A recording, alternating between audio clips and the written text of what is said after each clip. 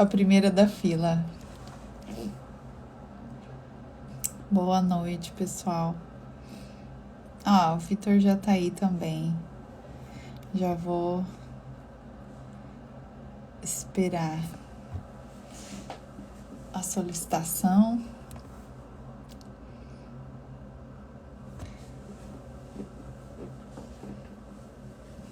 Acho que o Instagram tá demorando um pouco para avisar.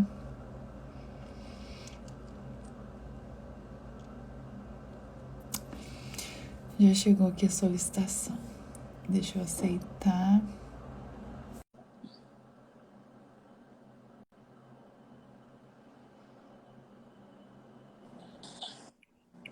Olá, E aí, Thalita, tudo bem? boa noite, professor, tudo bem? Tudo ótimo, graças a Deus. Tudo bom. Obrigado pelo convite, viu? Eu que agradeço ter aceitado, imagino que deve estar aí corrido o tempo, né? Então é É uma como generosidade. sempre. Tá para lançar agora já o curso, né? Tá para abrir. Estamos aí nessa reta final aí, né? Então, muito generoso da sua parte ter me solicitado esse. É um tema que, né, as pessoas. Já faz muito tempo que eu queria te convidar para essa live, porque assim, né, o Instituto, na verdade, acho que ele tem uma função mais ou menos essa, né, de trazer o amor, ensinar o amor, assim, para as pessoas, né, porque hoje em dia, e eu me coloco nisso, a gente não tem ideia do que é amor, né, a gente acha que a gente sabe, a gente, quando a gente começa a se relacionar, que a gente vê que a gente não tem ideia do que é amor de verdade, assim, né, pelo menos foi o que aconteceu, assim, comigo. E aí a gente começa a busca esse entendimento de querer ir atrás e querer entender. E foi nessa busca que eu descobri o seu perfil, da verdade, sabe? E aí sempre quis falar com você a respeito disso. E uma vez eu vi um IGTV, você contando um pouco da sua história. Aí eu queria que você falasse um pouco disso, que o seu relacionamento tem uma história bonita também, né? Que você fala até uma frase que o amor amadureceu. Então, assim, eu queria que você falasse um pouco sobre isso e assim, e que você falasse assim, tem como existir um amor sem ser maduro, sem ser com duas pessoas maduras, né? Um amor de adolescente, né? Tem como realmente ter um amor ali? Queria que você falasse Então, um pouco sobre isso. eu vou contar um pouco, né, de como foi esse meu processo e, ao mesmo tempo, eu vou fazendo também uma reflexão. Eu vou começar pela história, porque a história é sempre mais interessante, porque ela é concreta, né? É, É sempre mais interessante que a história, que a biografia vem antes da teoria, né? aí ela inspira de verdade, né? É, e é a verdadeira vivência, né? Porque conhecer é isso. Conhecer não é você ficar falando sobre isso. É na Então, prática. exatamente. Então, vamos lá, né? Eu tive uma trajetória aí bem conturbada nesse ramo, né? Que, para quem não conhece, eu acho que algumas pessoas que estão aqui talvez já tenham me ouvido falar, ou então já leu um texto que eu escrevi recentemente, contando um pouco dessa minha história amorosa. Então, eu conheci Daniele na época do finado Orkut, né? Foi 2000, foi ali em volta de 2007 que a gente começou a conversar. Uhum. Começamos assim a desenvolver uma amizade, falando sobre religião, né, entre outras coisas. Ela era muito curiosa sobre esses assuntos, eu já começava a dar pitaco desde aquela época, né? Aí a gente começou a desenvolver uma amizade virtual, assim, só que nunca desenvolveu nada além disso. E teve um determinado momento em que a gente teve a oportunidade de se conhecer. 2 anos depois, assim, a gente se falava relativamente pouco, né? E aí, quando a gente se conheceu, que foi... na época eu morava em Cuiabá, no Mato Grosso, e ela morava em Recife. Quando a gente se conheceu, foi numa determinada oportunidade que eu tive de passar as férias em Recife, aliás, no Nordeste, porque meu pai morava em Fortaleza, eu fui visitar meu pai e aproveitei e fiz um tour pelo Nordeste e visitei ela. E aí foi, pronto, aí foi assim, a gente se conheceu de uma forma muito rápida, a gente já engatou um relacionamento. Só que eu morava em Cuiabá, então eu fiquei 2 dias apenas né, ali visitando ela aqui no Nordeste, e eu tive que voltar para lá. Só que assim que eu voltei, a gente começou a relação foi se intensificando, aquela coisa de conversa, né? SMS na época, né? Não É, era WhatsApp, eram uns SMS caro pra caramba. A conta de telefone em casa vinha tipo uns R$ 300 pra cima, né? Era uma coisa de cara. louco. E aí a gente começou a intensificar, e assim, quando eu voltei para Recife para vê-la pela segunda vez, já foi para marcar o casamento. Então foi uma coisa de louco. Eu marquei o Nossa, casamento tendo a visto presencialmente mesmo apenas uma vez. nossa. Parece bonito, mas na verdade esse tem o tom dramático disso também, porque você se casar com uma pessoa que você não conhece é uma maluquice, né? E Você a tinha gente quantos anos? teve os ônus disso também. Eu tinha na época por volta de 24 anos. Ah, E tá. ela era menina, pô, ela tinha 19 anos. Sim. E aí pronto, aí na terceira vez que eu fui para Recife, já foi para casar. Já foi para assinar o papel, beleza? Eu levei, depois que a gente casou, eu a levei para Cuiabá. E aí foi aquela loucura, porque eu levei ela para morar na casa da minha mãe, É. porque na época eu comecei a dar aula nesse ano, né? Então, assim, eu tinha um salário mínimo. Eu acho que Aham. era um salário mínimo, era exatamente um salário mínimo que eu ganhava. E eu não tinha como alugar um lugar, né? Toda aquela coisa. E aí eu levei ela para morar na casa da minha. Enfim, aí a gente começou a se conhecer. Você imagina o drama, né? A gente começou a se conhecer de verdade na casa da sogra dela. Aí foi aquela loucura. A gente na verdade, não tinha uma relação verdadeira, né? Não tinha uma relação Tá. autêntica, realmente. Era uma. Enfim, era briga atrás de briga. As nossas personalidades não batiam. Ela é muito colérica, eu muito melancólico. E eu nem sabia disso na época, né? Eu nem É, sabia dessas questões de temperamento na época. Se eu soubesse, eu acho que isso ia ajudar bastante, né? Eu apenas ouvia falar, sabe? Eu ouvia falar porque eu já estava inserido nesse meio cultural, mas não era muito disseminado e não tinha a popularidade que tem hoje esse assunto. Enfim, aí depois de muitos e muitos dramas, a gente teve o rompimento, né? A gente ficou 2 anos separados mesmo, divorciados, né? E no papel. E hum. aí, depois desse, né, tanto eu quanto ela passamos um deserto espiritual aí nesses 2 anos. Vivemos Sem uma contato, maluquice. Hã? Como sem é? contato nenhum. Contato que a gente tinha que ter por causa da nossa filha, né?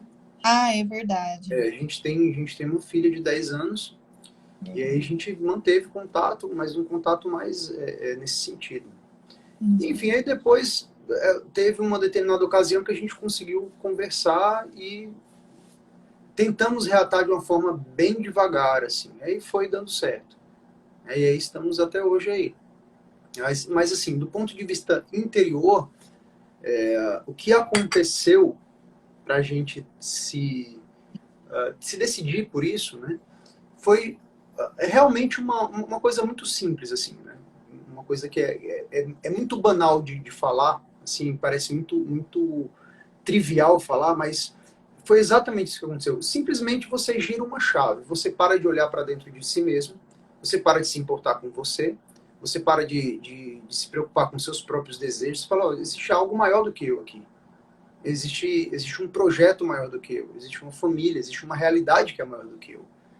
Aí eu Hum. simplesmente assim, a virada de chave, eu lembro até hoje, assim, o dia que me deu esse estalo, né? Assim, cara, Hum. eu tenho que parar de olhar para mim, né? Eu simplesmente tenho que fazer isso. Da parte dela, eu acredito que teve um movimento semelhante, né? E é exatamente isso, né? Pura e simplesmente isso. Só que assim, depois da decisão, você ainda tem um delayzinho, né? Você ainda tem um eco daquela daquele eu antigo, digamos assim, né? Não que eu esteja Processo. completamente no meu eu fresco, novo, né? No meu eu Sim. verdadeiro, digamos assim. Existe ainda existe, claro, sempre um eco do homem velho, né? Essa. Como dizem os místicos. E, assim, até hoje é uma luta contra esse homem antigo, né? É uma luta. O homem novo quer nascer, mas tem sempre essa resistência. Só que, assim, quando você está decidido por uma coisa, quando você sabe da meta, pronto, isso aí já é o principal. Você vai fazer de tudo para que essa meta seja atingida. E é basicamente isso. Então, hoje, essa mudança de concepção veio junto com também uma experiência diferente, né? Entendi. Principalmente os dois, né? Porque, assim, uma pessoa madura, né, que está buscando isso, pelo menos, vai sempre induzir o outro a querer ser isso também, né? A querer seguir esse caminho também, né? Por isso que, assim, é muito difícil mesmo em dois, como você falou aí, né? Você decidiu. A virada de chave foi o quê? Foi tirar o olho de você e colocar o olho para fora, né? Colocar o olho nela. E essa é a virada digamos assim, do egoísmo pro amor, né? Então, assim, a gente pode dizer que antes talvez nem fosse amor, né? Porque essa tentativa de querer amar, essa tentativa de querer. Então, tem uma questão aí que eu acho que é a seguinte, Denise. Eu não acredito muito que a coisa seja. Veja, essa virada, essa experiência, eu estou dizendo como se fosse algo completamente novo, mas é muito mais no sentido de que é uma experiência nova. Só que o que eu acredito de verdade é que é o seguinte: a gente se amava, a gente sempre se amou. Hum, Mas, veja que maluquice, né? No convite do nosso casamento estava escrito. Deixa eu ver se eu lembro da frase. É um verso do Ângelo Monteiro, que era mais ou menos assim: é ao mesmo tempo fácil e difícil o grande amor. Fácil porque ele se reconhece logo. Embora seja difícil, porque você tem que percorrer um grande caminho para conhecê-lo. hum, Alguma coisa assim, talvez eu tenha mudado alguma coisa. uhum. Ah, e assim, eu não sei nem por que eu coloquei essa frase no convite de casamento, porque é uma frase meio dramática para você colocar no convite de casamento, né? É, E assim, hoje eu vejo que é exatamente isso. A gente se reconheceu logo. Foi um reconhecimento muito rápido. Peraí, é como se a alma reconhecesse o seu próprio destino, né? No sentido de que, ó, eu vou percorrer um longo caminho com essa aqui. uhum, Só que assim, eu digo sempre na página e nos meus cursos que o ser humano é sempre maior que ele mesmo. Então, assim, uhum, eu ainda estava nascendo, né? Então, o que eu vi ali? Por que eu digo que foi amor realmente? Porque eu vi uhum. ali uma possibilidade de eu me libertar. A minha alma viu ali uma possibilidade de libertação, e eu acho que a dela também.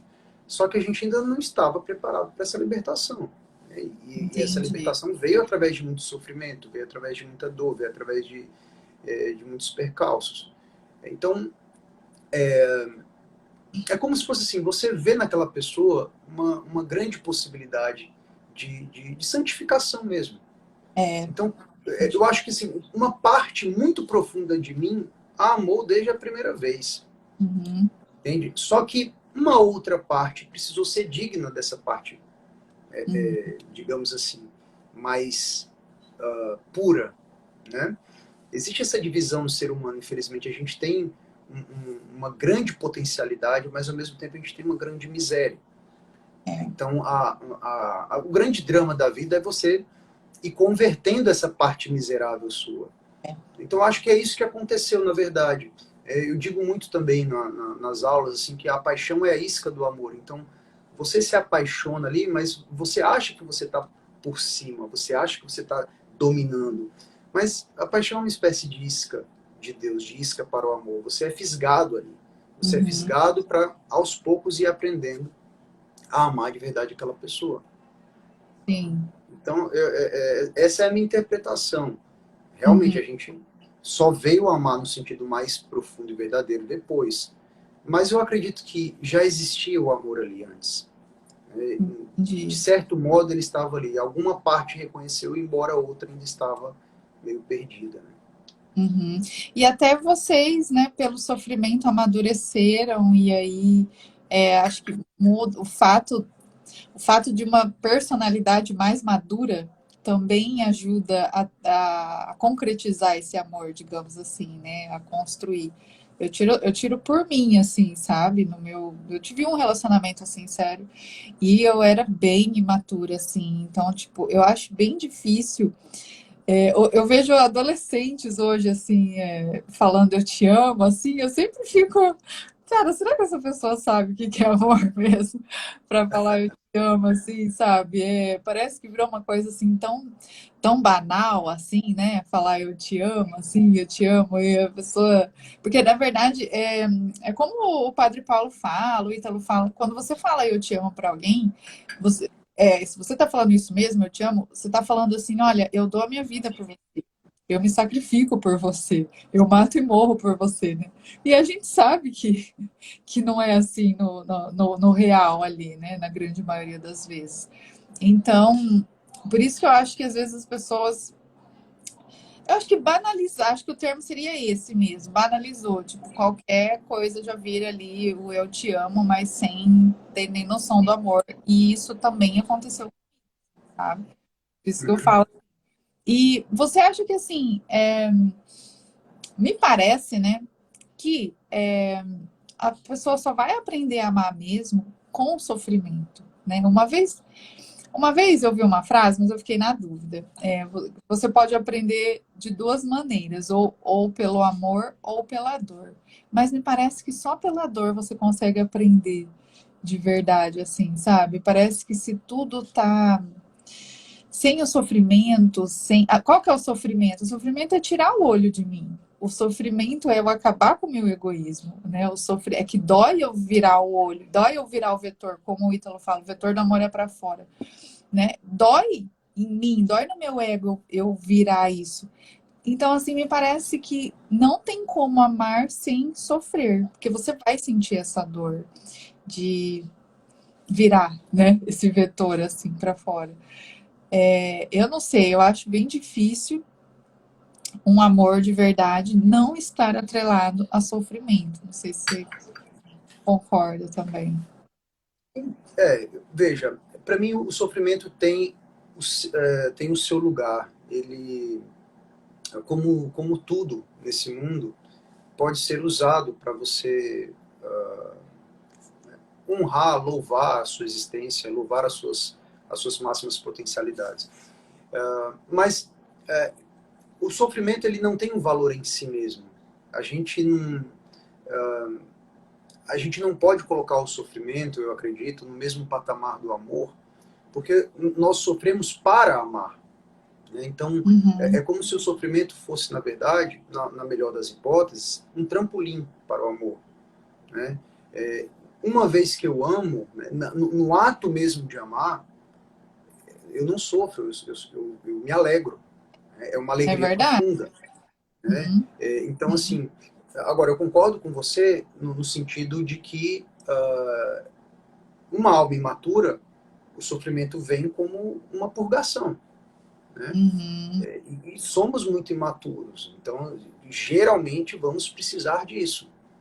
Mas eu acredito sim. que quando, uma vez passada essa fase, você começa a desfrutar da doçura do amor. Você começa É, a contemplar. A contemplação é algo doce. O amor não existe sem contemplação. Né? Então você é, começa a contemplar a presença do outro, desfrutar daquela presença, criar com o outro aquilo que Lavelle chama da intimidade espiritual com o outro. E essa uhum, intimidade espiritual, ela possui um certo êxtase. Ela possui uma... O êxtase é justamente nesse sentido que você falou, de sair de si. Mas é, é um sair de si para se encontrar.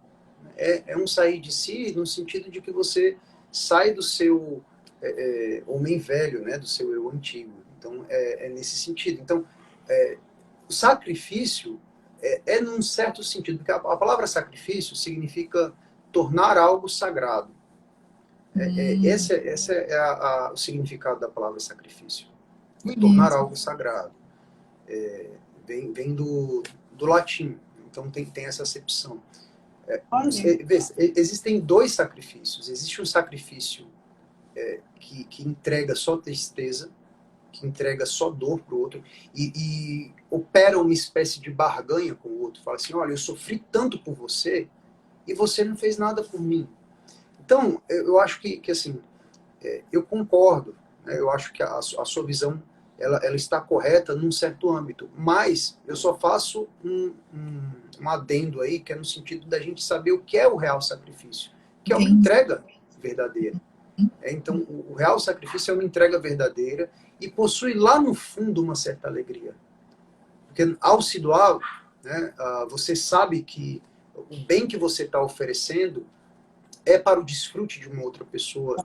Então, é a alegria com a alegria do outro, né? Você ficar alegre com a alegria do outro. É você encontrar a sua felicidade na felicidade do outro. É você perceber que você não precisa estar em competição com o outro. Né? Então, nesse É, sentido, como diz o apóstolo no- Paulo, o amor não é invejoso.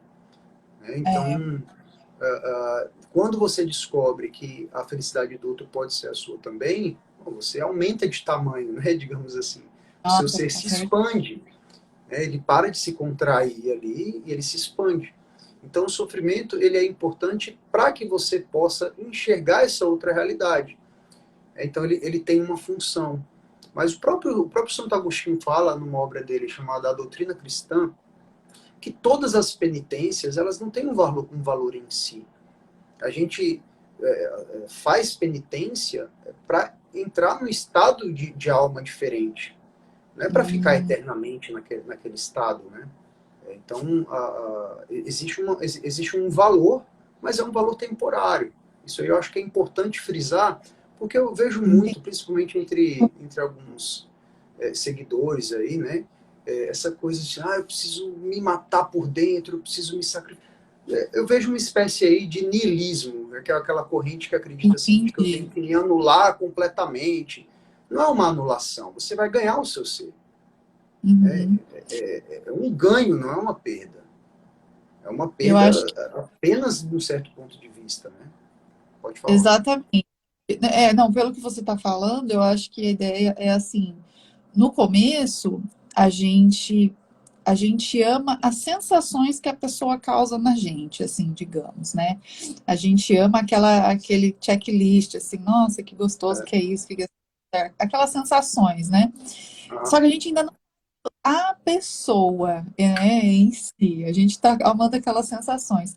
E talvez quando a gente usa passa por esse trampolim, passa por esse sofrimento, aí a gente começa a ter isso que você chamou de, como é que é? O sacrifício, ele é o quê mesmo? Ele é para tornar algo sagrado. dar algo sagrado. É, Onde é, eu não sei direito a pronúncia em latim, porque meu latim é péssimo, mas é de entendi. satia e facere, alguma coisa Tornar. assim, a pronúncia, que é fazer mais sagrado. Né? Então, acho que quando a gente entra nesse sacrifício, né, a gente começa a olhar mais o outro como algo sagrado, como uma alma, como um universo, como algo, um mistério, né, inabarcado que a gente está ali para tentar descobrir, e não daquele meio utilitarista, que no começo do relacionamento normalmente é assim, é uma coisa mais, não utilitarista no sentido de, vou usar a pessoa, mas no sentido de é gostosa essa sensação que ela tá causando em mim, né? Só que até uma vez, a Sâmia falou uma vez, olha, a gente às vezes tinha que ver o amor da mesma maneira como a gente vê os filhos da gente. Ela deu um exemplo, ela falou, o filho da gente, a gente nunca tá na dúvida, assim, se a gente ama ele. É mais fácil um filho, por exemplo, assim, às vezes ele tá lá tudo bonitinho, fazendo uma cartinha pra gente, fazendo um desenho bonitinho, dando um beijinho na gente, e a gente fala, nossa, né, que gostoso, né, ele me ama, eu amo ele. E quando o filho tá fazendo birra, tá lá emburrado, tá lá gritando, a gente não tá na dúvida se tem esse amor. A gente sabe que mesmo naquela chatice a gente ama ele, assim, né? E quando é a gente tinha que ter esse mesmo olhar num relacionamento a dois, assim, né? Que quando a gente tá com uma pessoa, também, naquele momento que a pessoa irritar a gente, né? Ali também Por isso que eu acho que o amor seria uma decisão aqui. Isso também eu ia te perguntar, né? Amor é uma decisão. Porque até se eu amo as sensações, naquele momento que a pessoa tá me irritando, eu deixaria de amar. Não seria mais amor, né? Porque a pessoa tá me irritando, eu tô estressada, ela não tá fazendo o que eu tô querendo que ela faça. Mas como eu me decidi a amar, como é amor, então até naquele momento que eu estou sendo contrariada, que eu estou sendo irritada, eu vou amar essa pessoa, né? Então, sempre vem essa dúvida, ah, o amor é uma decisão mesmo? Aí também, eu acho que a ideia aqui, então, acho que seria isso, esse sofrimento, esse sacrifício, né? Esse trampolim seria de passar a olhar o outro como o outro, e não como eu gostaria que ele fosse, como parte do meu projeto, como, né, o meu objeto ali, o meu desenho, né? Talvez seria isso. Uhum. Bom, eu vou fazer um comentário sobre a sua fala anterior, antes de você falar da decisão, quando você Ah, começa a falar que o amor começa pela sensação. uhum. Mas é curioso que a própria sensação, ela, veja, como diz o Aristóteles, né, por que agrada aos olhos ver? Por que agrada aos sentidos, às sensações, né? É muito interessante isso, porque o simples prazer já é uma prova de que nós buscamos algo que é bom. A gente busca algo que é bom. E o prazer traz uma certa bondade. Todo mundo quer o prazer, ninguém quer a dor. Né? Sim. Ninguém quer a dor. E se por acaso a pessoa quer a dor de alguma forma, é porque ela visa um prazer posterior àquela dor. Uhum. Então, todo mundo quer o prazer. O prazer traz realmente. Quando você come uma comida muito saborosa, você se sente bem, você se sente grato por aquela comida. Né? Uhum. Que generosidade, né? Essa comida está aqui. Tem pessoas, inclusive, que se sentem muito amadas, né? Quando elas veem que alguém faz uma comida para ela. Então, assim, o prazer realmente traz uma promessa. O prazer é uma promessa. Só que uma promessa é só uma promessa. Uma promessa não é a coisa prometida. Né?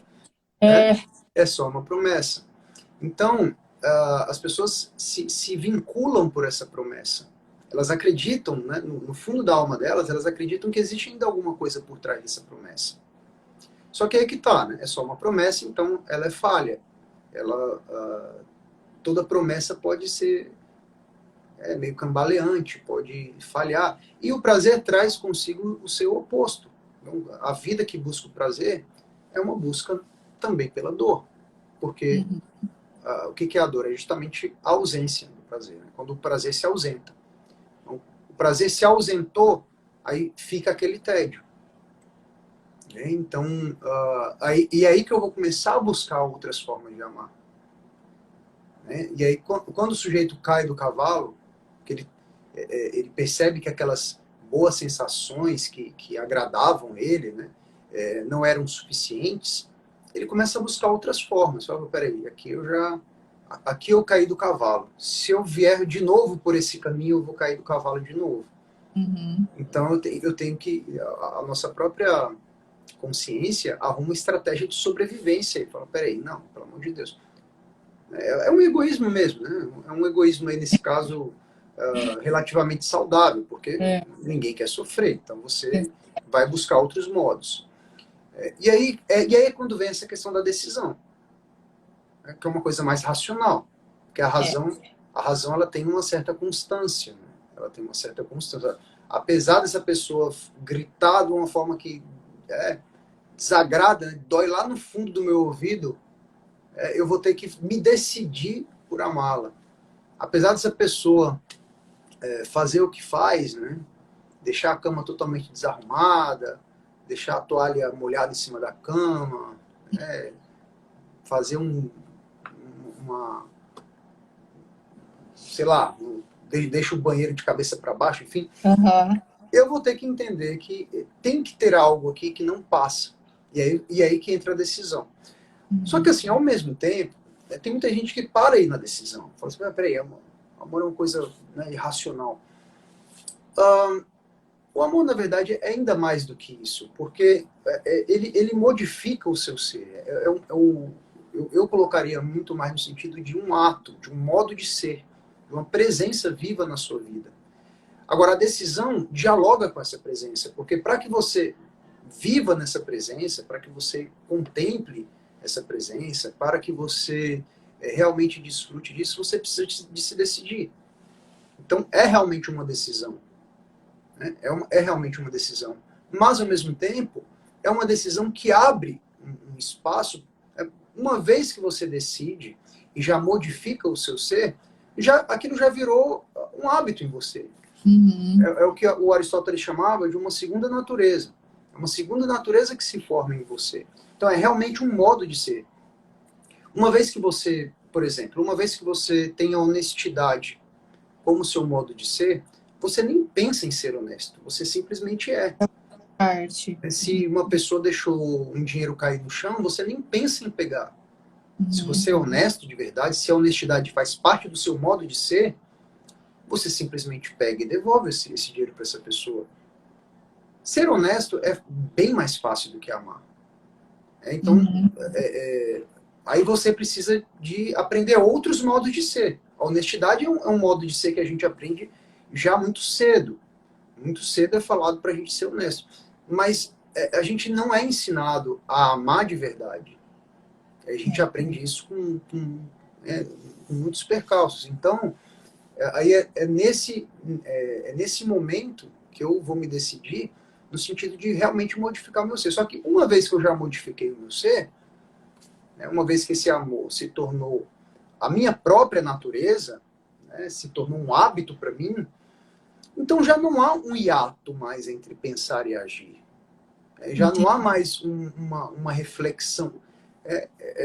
Já não há mais uma decisão no sentido puramente racional, porque eu já me decidi. Você já se decidiu. É, o sacramento da confirmação, né? Já É foi mesmo. feito. Ah, vai. Agora eu vou para a comunhão. Né? Ah, sim. Não, interessante. E um post seu me chamou muita atenção, porque essa frase sempre teve na minha cabeça, assim, sabe? Que é aquela frase assim, ao mesmo tempo que a gente fala muito assim, siga o seu coração, faça o que o seu coração manda. A gente sabe que nós somos seres manchados pelo pecado original. Nosso coração, ele não é um coração puro, que só tem bondade, que só tem amor, né? A gente sabe que todo mundo tem egoísmo, tem hipocrisia, tem orgulho, tem soberba. Então, o nosso coração, ele tem tudo isso. E aí tem a passagem da Bíblia que fala, né? É o coração enganoso, né? Quem o compreenderá? E aquilo sempre ficou assim na minha cabeça. Nossa, mas e aí o nosso coração, ele é para a gente seguir ou não? Ele é puro? Como é que eu sei se eu estou ouvindo o meu coração? São coisas mirabolantes da minha cabeça. E aí você fez um post em relação a isso, que eu achei bem legal, né? Você falou, discorreu um pouco sobre isso, e você falou sobre Deus, sobre o Espírito Santo. Eu queria que você falasse aqui com um pouquinho mais de profundidade em relação a isso, que eu achei bem bonito, assim, sabe? O que você falou. Então, veja, a mesma Bíblia que fala enganoso é o coração do homem, é a Bíblia que fala onde está o teu tesouro, ali está o teu coração. Então, não adianta a gente ser um frasista, né? Assim, bom seria bom que a gente sempre desconfiasse de frases.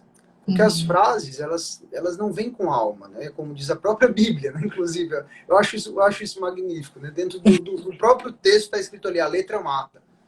Isso é magnífico, porque eu acho que isso é poesia. A poesia é justamente isso. A poesia é a palavra dizendo que existe algo maior do que as próprias palavras. Então, é a palavra louvando a realidade, né? Louvando algo que está para além dela. Então, muito simples. O que a gente tem que entender é o que significa coração. O coração é uma palavra polissêmica, vai ter inúmeras interpretações. O coração é visto muitas vezes como sentimento, né? É visto como às vezes uma intuição, uma coisa meio irracional, é visto como um lugar em nós onde a paixão nasce, é visto como, enfim, a morada do espírito, Então, existem várias concepções aí. Uhum. Eu, particularmente, acho interessante essa última acepção, de que o coração é a morada do Espírito, de que o Uhum. coração é aquele ponto dentro de você que se liga diretamente com o Espírito Santo. Uhum. Que quando você está muito confuso sobre o que você fazer, escutar o coração nesse sentido é esquecer as suas próprias respostas, esquecer às vezes até as suas próprias perguntas, falar Uhum. até mesmo assim, olha, nem perguntar eu não Nem sei de pergunto. nada. E assim, e é realmente ter essa disponibilidade, ter essa cortina interior aí aberta para que a luz possa entrar. Então, ouvir o coração nesse sentido é justamente ter esse espaço em você para que uma realidade maior se comunique contigo. E no instante que isso ocorre, é muito fácil você identificar. Todas as pessoas que escutam o seu coração e não se arrependem, elas falam o seguinte: olha, eu tenho uma certeza muito grande. Eu fui movido por uma certeza muito grande. E É, essa certeza não é uma certeza qualquer, porque muitas vezes a gente tem certeza e se cana, mas é uma certeza que gera bons frutos, que me dá é. uma paz incomensurável depois. Então, é, nesse sentido, quando você faz uma decisão apenas racional, o fruto que vai te gerar depois, por mais que seja a decisão aparentemente correta, o fruto que vai gerar depois em você é dúvida. Você fala, eita, mas porque a razão ela está o tempo inteiro comparando. Então, uma vez que você se decidiu pela razão, você continua racional depois. E aí você vai se perguntar, será que essa decisão foi boa mesmo? Será? Eu acho que pô, tinha aquela coisa depois, não sei o que. É sempre aquela coisa de você achar que é você que decide. Uhum. De que você achar que é você quem vai dar as rédeas, que você é o Senhor da realidade, que você é o próprio Deus. Né? Exatamente. Então, ouvir o coração nesse sentido é você dizer simplesmente isso, eu não sei. Mas existe algo em mim que se conecta diretamente com aquele que sabe. Uhum. Então, nesse sentido. E é preciso estar atento a isso, né? É preciso estar atento. Olha a Inês aí. A E Inês aí, é um anjinho, eu gosto muito da Inês. Seja bem-vinda, Inês. e- Então, é justamente isso. É justamente essa questão. Eu acho que existe um ponto dentro da gente que se comunica diretamente com o espírito, né? e E aí isso, pode falar. pela o modo da gente fazer isso na prática seria através da oração mesmo, né? De ouvir, assim, ontem eu ouvi uma meditação de um padre aqui, e ele falou exatamente isso. Ele falou, olha, ele estava falando sobre o Espírito Santo, né? O Espírito Santo é um mistério, né? Até para nós católicos é difícil de entender a trindade, né? O que é o Espírito. Eu acho que é o Santo Agostinho que fala que Deus é o amor, Jesus Cristo é o amado. Não, Deus é o amante, Jesus Cristo é o amado e o Espírito Santo é o amor. Ele meio que resume assim, né? E só que é um mistério. E aí tem até a história do menininho na praia, que ele estava um dia na praia vendo um menininho fez um buraco na areia. Não sei se você conhece essa história. E ele estava toda hora pegando a água do mar e colocando dentro desse buraco. E ele pergunta para o menininho: o que você quer fazer? E aí o menininho fala: eu quero colocar toda a água do mar aqui dentro do buraco. E ele fala: não, mas isso é impossível de acontecer. E aí o menininho fala para ele: mais difícil ainda é você entender o mistério do Espírito Santo. Aí parece que foi um anjo, que o menininho era um anjo que falou para ele e tal. E esse padre, ele estava falando isso, que Deus, o que ele mais quer é fazer morada dentro da gente. Ele falou, foi bem bonito, que ele falou assim, olha, só por isso a gente tem uma dívida impagável com Deus. Se Deus não fizesse mais nada, se Deus só quisesse fazer essa morada na gente, já é uma dívida impagável. E ele quer fazer essa morada na gente através do Espírito Santo. Ele usa o Espírito Santo. E é no coração, sabe? Ele falou isso. E aí ele fala que para ouvir, né? Ele fala, ó, então deixe o Espírito Santo moldar o seu coração. Deixe o Espírito Santo fazer essa morada em você. E aí depois eu perguntei para ele, falei, como, né? Eu quero, né? Acho que todo mundo quer deixar. E aí ele falou, olha, é pedindo, né, e silenciando através da leitura da palavra, né, através de uma meditação na frente do sacrário, né, no silêncio. E aí Deus vai fazendo essa morada no seu coração, né? E aí, digamos, a partir daí, a gente poderia as pessoas sempre têm muitas dúvidas em relação a escolhas, né? Como eu vou fazer boas escolhas, né? Eu sempre digo assim, que boas escolhas são guiadas por um coração que está purificado, né? Está buscando a purificação, né? Pelo menos, porque e essa busca, um coração purificado é o quê? É um coração que está querendo amar, que está buscando amar, né? Pelo menos assim que eu vejo, assim, é assim que tenho pedido nas minhas orações também, sabe? Não, Porque maravilha. eu descobri o quanto assim, há pouco tempo eu descobri o quanto eu era egoísta, né? Era, né? Sou ainda. Mas, digamos assim, antes eu não me achava tão egoísta, não. Aham. Não me achava, não.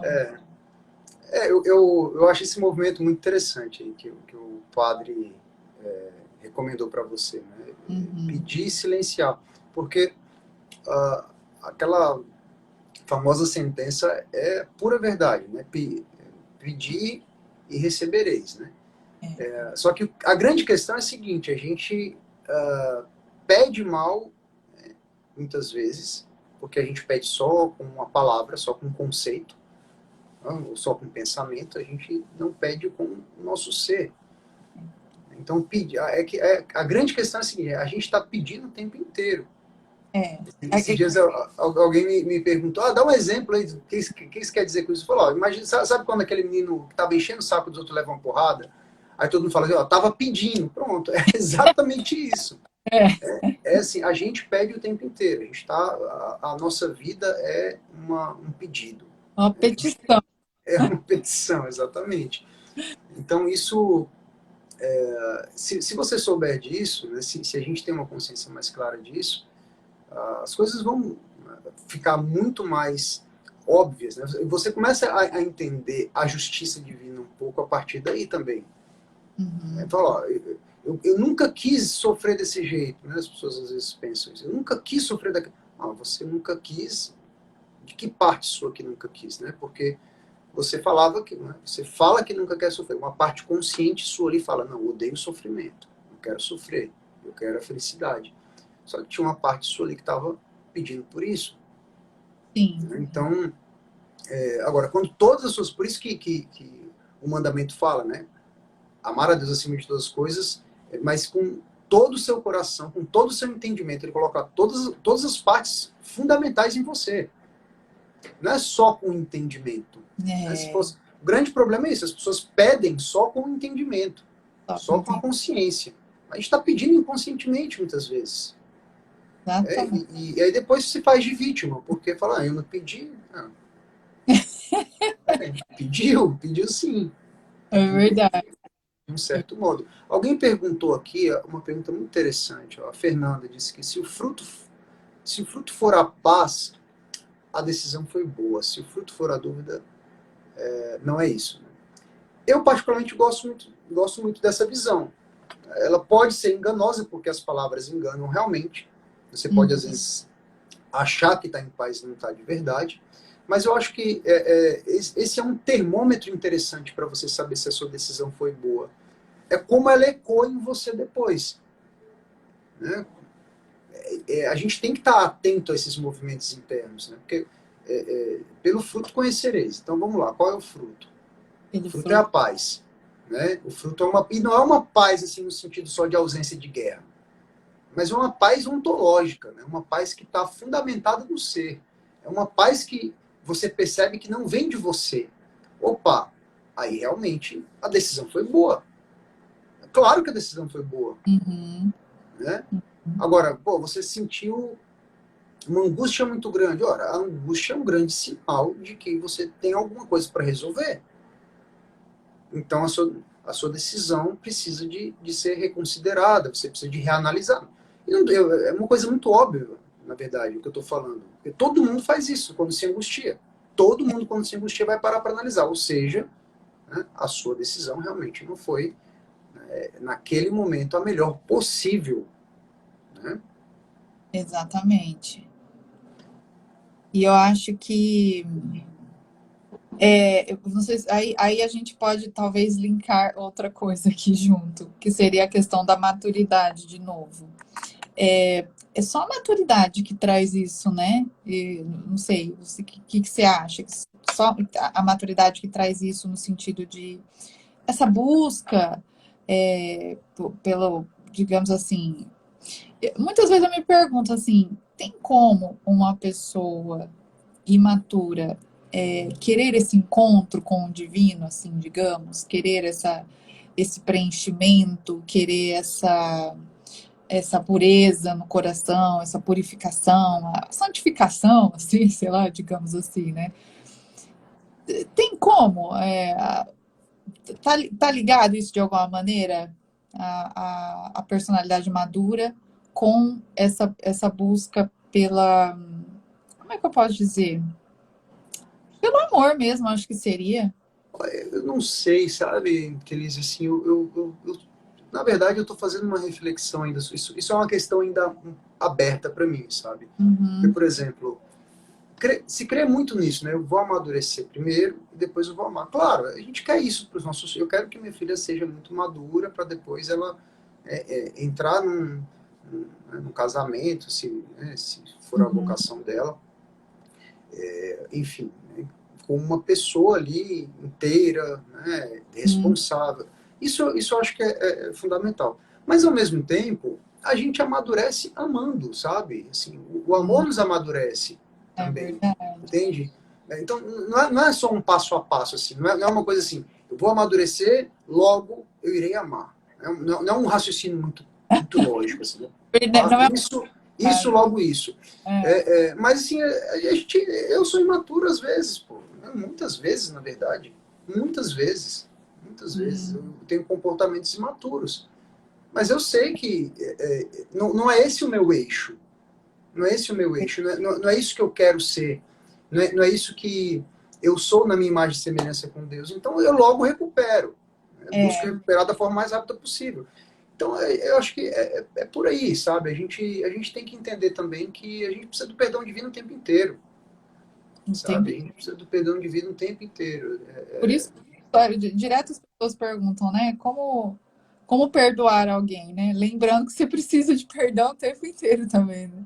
Essa é a forma mais fácil, lembrar que sem o perdão, sem a misericórdia divina, quem seríamos nós, né? Então, quem sou eu para não perdoar o outro também, né? Eu não sei se Exatamente. tem alguma pergunta, se alguém quer perguntar alguma coisa. Eu acho que aqui do post, das coisas que eu queria conversar com você, eu já conversei. Deixa eu ver aqui. Ó. A Karen está perguntando se o próprio pedido constante não pode ser uma forma de ingratidão, já que nunca encontra satisfação no momento. Eu acho que existe uma armadilha nessa visão, Karen. Apesar de eu entender o que você quis dizer. Eu entendi o que você quis dizer. Você quis dizer que a gente precisa de agradecer mais e pedir menos. Mas eu acho que isso é no campo ideal, né? Evidentemente que a gente tem que nutrir essa gratidão pela nossa vida, pela existência, enfim. Mas tem que reconhecer também os nossos buracos, né? Pedir, na verdade, não é um ato de ingratidão. Na verdade, se você pede com todo o coração, é um ato de humildade, porque você está reconhecendo ali que você não sabe o caminho e você está pedindo uma resposta. Eu não estou falando de pedir por coisas, nem pedir por eventos, num sentido muito específico, eu concordo com você, cara. A gente tem que parar de pedir por coisas, né? A gente tem que parar de pedir por eventos. Eu quero que isso aconteça. Eu Sim, quero que amanhã apareça uma pessoa que me tire do buraco. Isso eu acho que é realmente uma grande ingratidão. Tá? Você rejeitar o ritmo da providência. Né? Você rejeita que a providência esteja na sua vida. Né? Você faz esse movimento de ingratidão. Mas você pedir por uma resposta, você pedir esclarecimento. Eu acho que, no fundo, é muito importante essa pergunta da Karen, porque a gente tem que saber o que pedir. É. Eu, particularmente, nunca peço para que algo aconteça. Nunca. Tá? Vocês podem me achar purista, não tem problema. Mas eu não peço que coisas aconteçam na minha vida, porque eu tenho uma consciência de que eu não faço a mínima ideia do que é melhor. Eu não faço a mínima ideia. Se amanhã eu tiver que me mudar de casa, e for essa. Se o ritmo da providência estiver nesse sentido, eu vou me mudar. Eu não sei, ninguém sabe. Nesse sentido, eu acho que é interessante a gente parar de pedir eventos e passar a pedir esclarecimento. É. O padre Paulo Ricardo ele fala isso bastante. Ele fala, olha, para pedir, você sempre tem que pedir algo que vá salvar a sua alma, né? Que for para a salvação da sua alma, que for para a glória de Deus. Que você, ele fala sobre a perseverança, então o pedido ser constante, né? Eu não, pelo que o padre Ricardo fala, a perseverança mostra para Deus o tanto que você quer aquilo, né? Mas como o professor falou, né? Não vai pedir um carro, pedir uma casa, não é isso, né? Então, o que for para a salvação da sua alma, para a glória de Deus, você mostrar perseverança naquilo e ter fé naquilo, essa é uma oração de petição, em resumo, né? Resumo do resumo, que o padre Paulo Ricardo fala que é uma oração boa, assim, digamos, sabe? Que tem esses itens aí. E Sim, sim. o que a gente vai pedir? Para aumentar a nossa fé, tornar nosso coração manso e humilde, né? Como de Jesus, que a gente tenha sabedoria para conseguir enxergar Deus nas coisas, né? Que a gente consiga receber as graças da conversão, que a gente está sempre precisando de conversão, né? Todo dia é um dia de conversão, né? Essas coisas, com certeza. Agora, pedir evento assim, né? Eu já pedi, mas eu sempre peço para a ressalva, mesmo a ressalva de Jesus, né? Seja feita a sua vontade, não a minha, né? Se for da sua vontade. É Isso. verdade. Inclusive, eu faço uma ressalva aqui ao que eu disse, no sentido de que eu não acho que é um pecado, né? Você pedir coisas e pedir eventos. Desde que você entenda isso, né? Desde que você entenda que...